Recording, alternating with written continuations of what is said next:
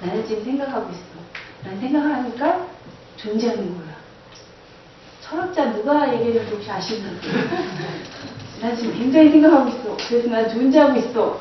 이 존재의식을 막 온몸에서 생각으로 느끼고 있어. 데카르트였습니다. 아, 저는 퀴즈였는데, 자, 우리 아이들은 퀴즈하면 딱딱 맞추는데 좀 어렵군요. 자, 그럼 그 질문을 제가 초등학교 2학년 때 했습니다. 나는 지금 생각하는 거로 존재한다. 난 지금 죽음에 대해서 생각하고 있기 때문에 난 죽지 않았다. 그런데 내가 발을 순간 헛디디면 사고 사죠. 죽는다.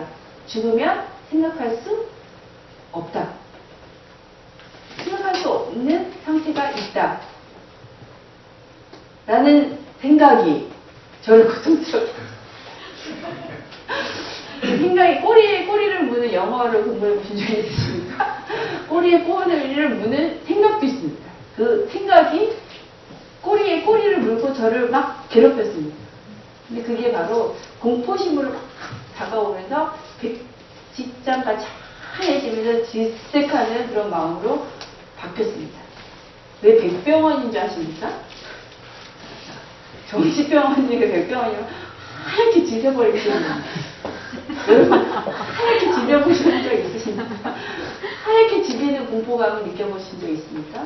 내가 어떤 차를 타다가 갑자기 띡! 피서 어떤 뭐 상상의 날개를 펼쳐보신 적 있으십니까? 상상의 날개도 꼬리에 꼬리를 묻습니다. 그러면 어떤 생각이 듭니까? 갑자기 얼굴이 하얘지고 막 뭔가 이렇게 온몸이 마비되는 것 같은 느낌을 저는 초등학교 1학년 때 가졌습니다. 너무 빨리 생각을 그런 공포심에 사라졌어요. 그 백치장 같은 하얀 공포감이 중학교를 거쳐 고등학교가 오니까 무르익더라고요. 생각이 꼬리에 이렇게 연결될 뿐만 아니라 막 무르익는데 어떻게 무르익냐면 실타래가 막 꼬여있는 상태를 우리 옛날에 이렇게 어린 시절에 뜨개질 했던 분이 있으십니까? 우리 집사님 하셨을 거예요. 막 뜨개질 하다 보면 막 실이 막 엉켜있는 것 같은 막 뭔가 이렇게 막 엉켜있습니다. 근데 이거를 빼려고 하면 할수록 막 더 엉키는 상태. 자, 우리 생각들이 정말 우리 생각 기준에서부터 어떤 뭔가 정답이 없는 인생을 살아가면서 막 꼬여있는 상태. 그 상태를 느꼈습니다. 근데 무르익었다 보니까 막 뭔가 풀고 싶습니다. 뭔가 잡아 당기고 싶습니다. 근데 당길 게 없습니다. 그래서 제가 막 낙서를 했습니다. 낙서를 한 게 뭐냐면 실타래가 막 돌고 몰려 이렇게 제 낙서장이 고등학교 이렇게 형제 자매님이 있는데 고등학교 때마다 선생님이 이사들이랑 막 낙서하잖아요.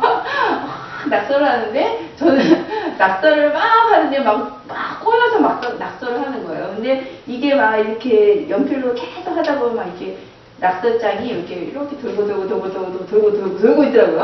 근데 돌고 이제 돌겠다 이렇게 되더라고요. 막 이렇게 낙서를 막 이렇게 열심히 하면서 머리가 막 튀기지 아픈데 막 돌겠다 막 이런 상태에 막 이르렀어요. 그러니까 막 머리에서 쥐가 나고 졸리더라고요. 그래서 제가 고등학교 별명이 엄청나 퍼질러 김이었습니다. 별명까지 붙일 정도로 막 그 실타래가 엉키다 보니까 막 졸리고 막 더 이상 생각할 수 없는 막 생각이 그 끝에 정답을 찾기 위한 거 아닙니까? 뭔가 답을 찾기 위한 거 아닙니까? 열심히 생각해서 뭔가 끝장을 보겠다는 건데 끝장을 볼 수가 없었습니다. 그래서 계속 막 그런 노력이 결국 저에게 잠으로 열매를 맺더라고요. 잠을 엄청 잤습니다. 근데 그 고통의 시간들을 이렇게 돌아보니까 저는 고통이었습니다. 그 어린 나이에 지금 저기 우리 형제 자매님들 어렸죠. 지금 상대적으로 보면 어렸지만 그 시간에는 어렸다는 생각보다는 제가 인생의 모든 고통을 제가 다 짊어지고 있는 것 같은 느낌이 들었습니다. 제 주변의 모든 이렇게 살아가는 사람들을 제 생각의 기준의 잣대로 비추었을 때 다 X. 정답 아니야. 스트레스가 정답이 아닐 때 오는 스트레스를 겪어본 적 있으십니까? 어떤 분은 스트레스가 막 이렇게 차오를 때 정석 수학을 푼답니다. 정석 수학을 풀면 저 같은 수리적 논리력이 떨어진 사람은 그 정답을 찾느라고 또 괴로워서 스트레스를 받지 않습니까? 그런데 어떤 분은 정답이 있다는 그 수학의 그 정석을 붙잡고 열심히 풉니다. 풀면 결국은 답을 찾습니다. 답이 뒤에 있습니다. 답을 결국 딱 매칭이 됩니다. 그럴 때 어때요? 희열감이 쫙 와서 여태까지 그 고통스러운 생각들이 샥 어떤 사람 짧게 1분 안에 풀 수도 있지만 뭐 5분 이상 막 풀었는데도 하여튼 답이 있어서 굉장히 막 희열감에 빠져서 척해감을 느낀 사람이 있다고 합니다. 여러분 중에도 그랬던 수리적인 논리를 좋아하시는 분들은 아마 있을 줄 압니다. 전 스트레스 받으면 방에 앉아서 열심히 수업을 푼다고 생각하시는 분 있으면 잠깐 손을 살짝 들었다 내려주세요. 없군요. 아, 네. 그래서 저희 남편이 그러더라고요. 반응이 없을 거라고. 네.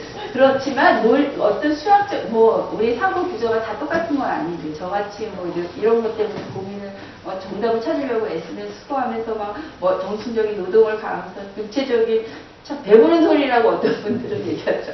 배부르니까 저렇게 열심히 생각하면 배부르니까 정말 어찌할 수 없는 절망 가운데 있을 때 또 정말 전쟁이라는 어떤 극한 상황에 있지 않아 봐서 저렇게 배부른 고민들을 합니다. 라고 생각하는 분도 간혹 있을 줄 압니다. 근데 여러분들 이렇게 돌아보시기 바랍니다. 우리 티네이저 때 시간들을 한번 이 시간 제가 돌아보면서 내가 이 시간 이렇게 40이 다 돼가는 이 시점에서 티네이저 때 나이를 밝히고 싶지 않아서 지금 무등거리고 계시는 것입니다. 그런데 왜 10대 때 생각들을 이렇게 더듬어야 했었을까? 이런 생각을 하면서 이 말씀을 묵상하게 되었습니다.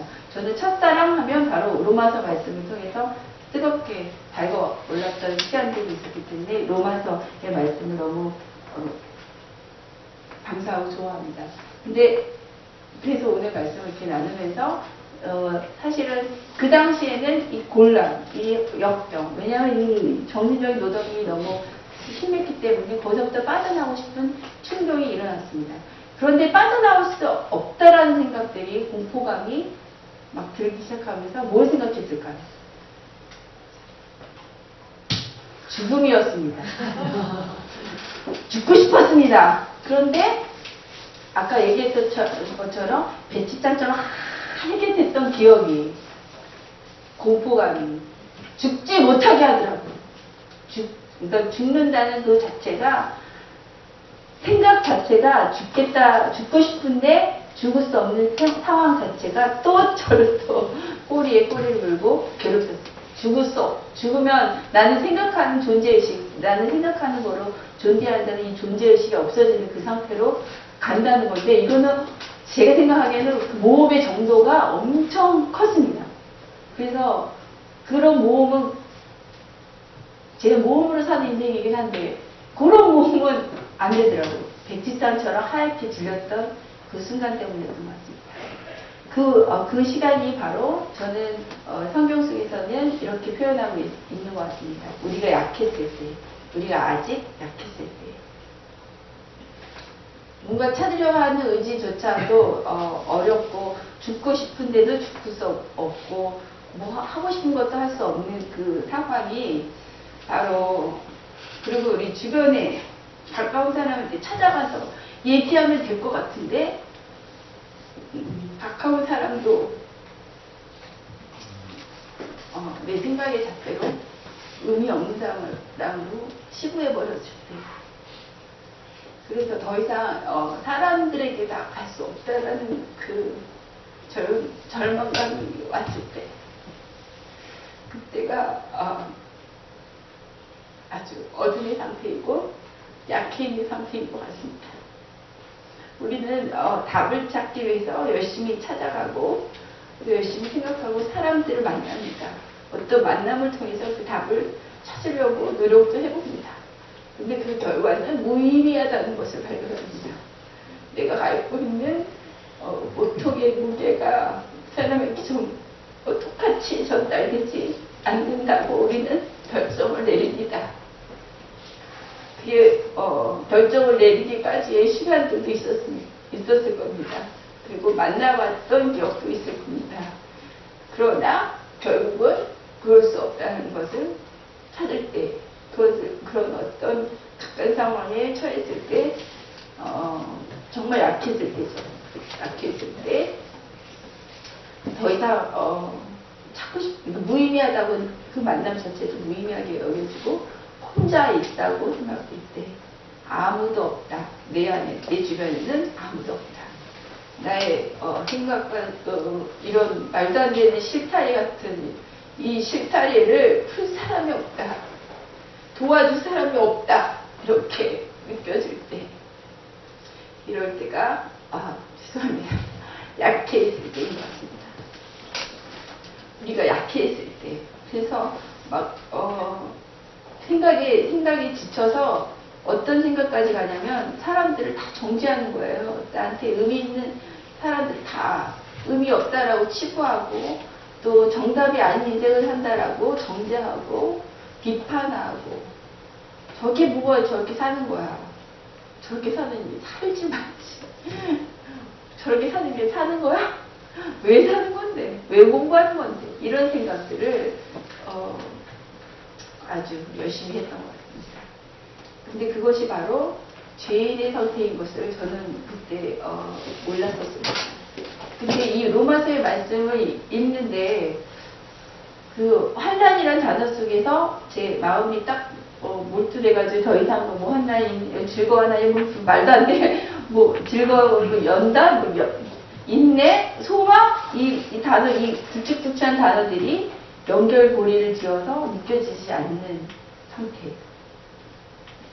그냥 환난이라는 단어만 들어도 막 그 가슴이 막 이렇게 무겁고 해서 뒷 말씀이 들어오지 않았던 기억이 납니다. 그러나 이상하게 이 말씀을 딱 접하는 그 순간에 뭔가 모르게 지금 비가 오는데 갑자기 오는 비 구름 속에서 뭔가 이렇게 얇은 빛이 탁 쏟아지는 것처럼 어떤 빛이 뭔가